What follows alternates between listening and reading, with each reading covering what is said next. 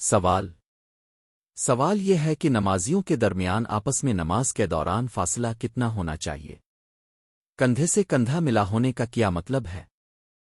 اسی طرح ٹخنے سے ٹخنا ملا ہوا ہونے کا کیا مطلب ہے؟ جیسا کہ احادیث میں مذکور ہے، ازرا کرم تفصیل سے آگاہ فرمائیں۔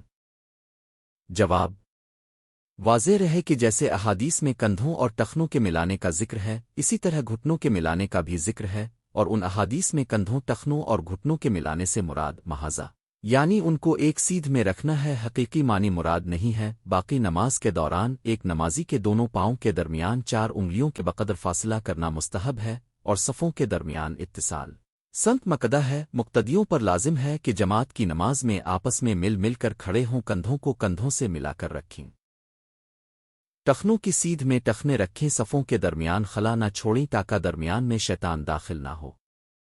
علامہ شرنبلالی نے مراقی الفلاح میں تصریح کی ہے کہ دونوں قدموں کے درمیان 4 انگل کا فاصلہ رکھے۔ اس سے معلوم ہوا کہ ٹخنا سے ٹخنا نہیں ملایا جائے گا، علاوہ ازیں ٹخنا سے ٹخنا ملا کر نماز پڑھنا بہت دشوار ہے، اور قضا تو اس حالت میں ممکن بھی نہیں، البتہ ایک نمازی دوسرے نمازی کے ساتھ صف میں کھڑا ہو کر اپنا ٹخنا دوسرے کے ساتھ سیدھ میں رکھے، آگے پیچھے نہ رکھے، آقا صف سیدھی رہے۔ یہی حکم حدیث و فقہ سے ثابت ہے، یہ نہیں کہ ایک نمازی ٹخنا کو دوسرے نمازی کے ٹخنا سے ملے لے فقط، واللہ تعالی علم۔ ایسی ہی معلوماتی انفارمیشن کے لیے ہمارے چینل اور اس ویڈیو کو لائک اور سبسکرائب کریں۔